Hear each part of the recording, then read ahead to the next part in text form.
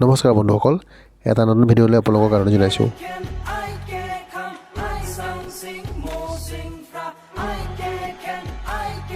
চকলং টাই আহোমসকলৰ এটি প্ৰাচীন বিবাহ পদ্ধতি।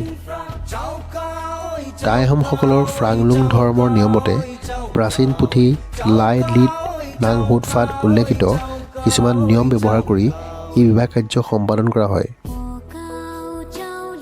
জানিব পৰা মতে চকলং বিবাহ পদ্ধতি পোনপ্ৰথমবাৰৰ বাবে আহোমসকলৰ পূৰ্বপুৰুষ লেংডনে খ্ৰীষ্টপূৰ্ব 558 চনমানত প্ৰথম আৰম্ভ কৰিছিল।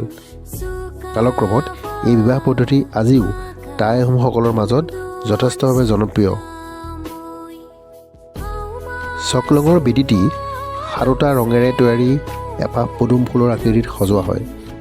মলুংসকলে এই বেদী তৈয়াৰ কৰে আৰু তাত 181 চাকি জ্বলাই চকলঙৰ বেদীটি সম্পূৰ্ণ কৰি তোলা হয়।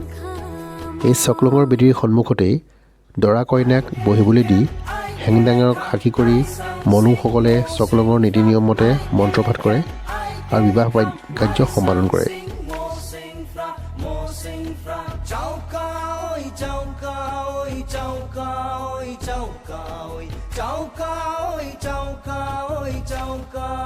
Chào